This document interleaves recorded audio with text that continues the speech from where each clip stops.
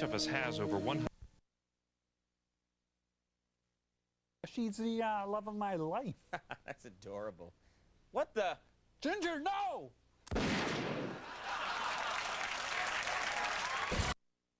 For the kids' dinner, we're trying to get the kid. Before we leave, we'll get the kid from Los Angeles something to eat. Ooh, will we get it? Will we get it or not? Ooh. Well, I'm pretty sure we will. Oh, you thought? Oh. But I appreciate you. I was trying to, build some I suspense. know. You're doing what you can. For 7 years, our first guest sat alongside Conan O'Brien on NBC's popular late-night program, and now he stars on his very own show entitled Andy Richter Who Controls the Universe, and you can see it beginning March 19th. Here he is, Andy Richter, everybody.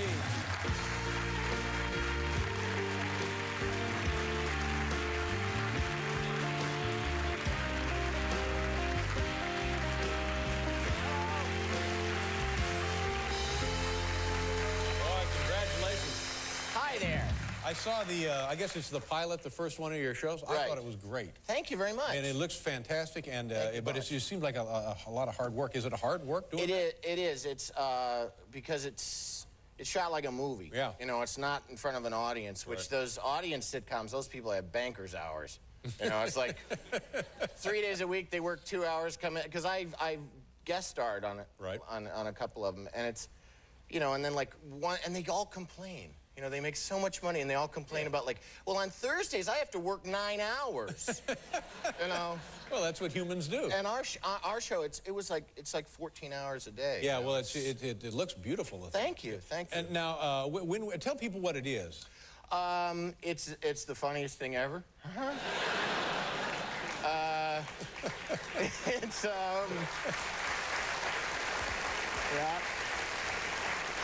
It's, yeah. It's a show. I play a guy who lives in Chicago.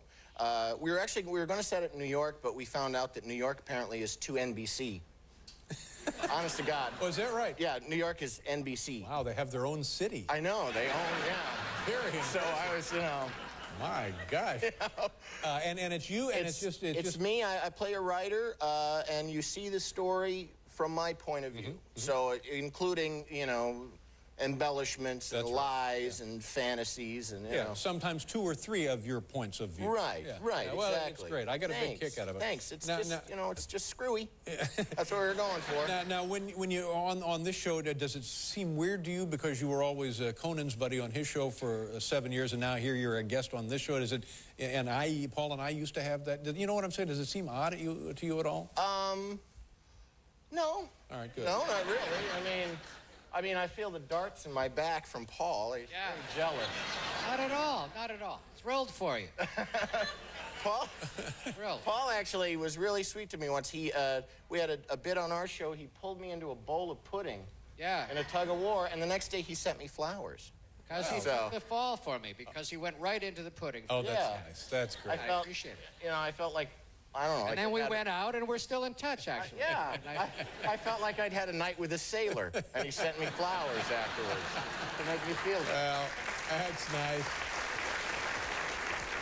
Speaking of staying in touch, you went to Conan O'Brien got married. He got married. Months ago, and you went to the big wedding. Was that the first time you'd seen these folks since you left the show? No, I had been back to visit, but it had been a while since I moved to Los Angeles. It had been about 6 months. Right. And so it was fun to go and see everybody. And it was a little weird though, because everybody was so drunk. Yeah. You know, it's hard to catch up when, you know, you come up and you see somebody that you haven't seen in, you know, 6 months, and it's somebody you worked with, or whether it's research or, you know, whatever department, and you go up and you say, like, hey, how are you? And they go, so?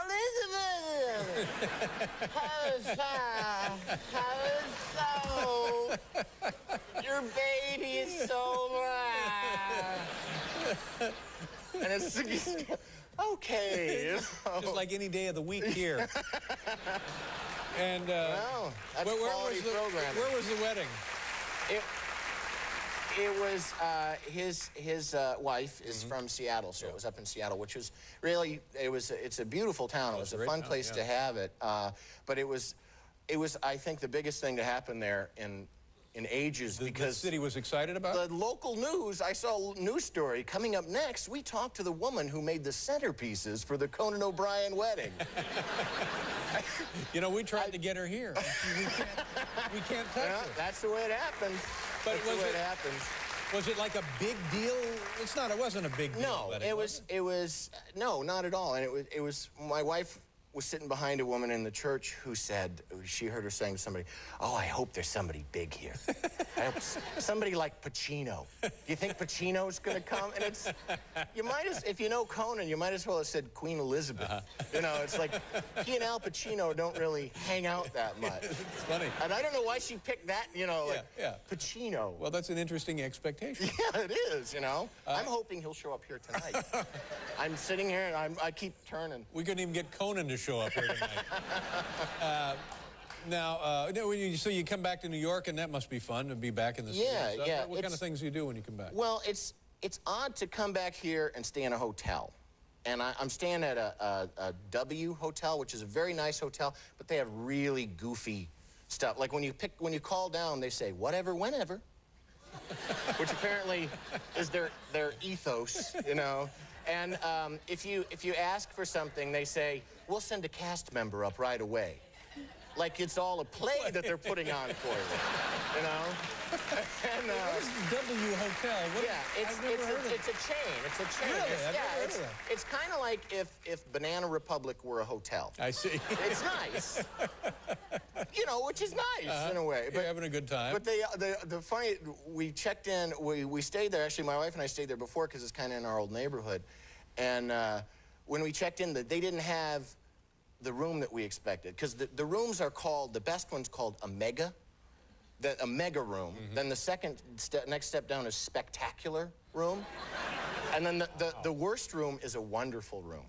Wow. So we found ourselves in the position of being told, I'm sorry, sir, but the only rooms we have are wonderful. Are they psychotic? What's the deal there? It's crazy. And it's funny because if you ask anybody, like, they're all like, oh my God, I'd like to kill the guy that came up with this stuff. Yeah. They just hate it, you know. Now, how many of your shows have you got done now? How many of you? We did 10 of them. Yeah. We did 10 of them. And are you got other ideas for, like, you're talking about Pacino and stuff at the wedding? You got ideas like that for the show? Yeah, we had Eric Estrada. You know. You see a lot of him now. Estrada. You know. He's around a lot, isn't he? Yeah, he came on the show playing Eric Estrada, and it was fantastic. It was, you know, great to have him there. And, you know, if you're having a bad day, I recommend having Eric Estrada drop by.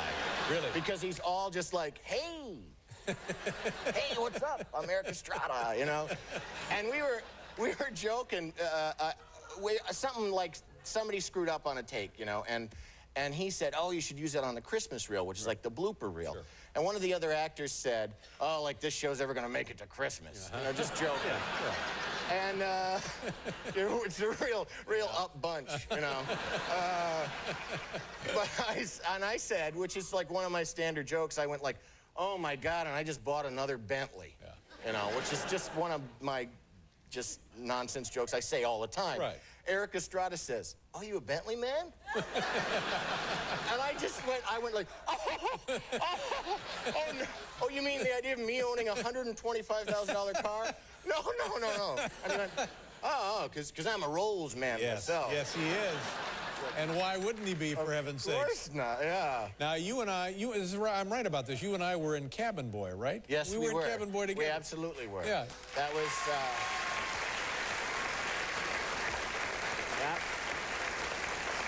the public demanded this reunion. I think so. Finally. But that worked out for me very well because CBS saw me in Cabin Boy and gave me this show. Now, your show begins, when do we say, March something? March 19th? March 19th. And what night is that? That's Tuesday night. Is that a good night on Fox for you? Yeah, I think so. It's after that 70s show, which is a real funny show that, you know, gets the right demographics. I don't know what that means. I'm full of all kinds of stuff now, like a parrot. But I hope this How are the numbers? I hope this does well for you. Thank you very much. I think it's a lovely piece of work. Thanks so much. Nice to see you, Andy. Thank you for being here. Good to see you, Dave. Andy Richter, everybody. Say hello to Conan if you see him. I will. Big Johansen will be out here.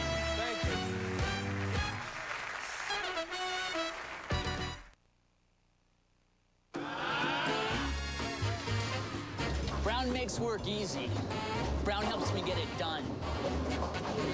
Brown keeps track.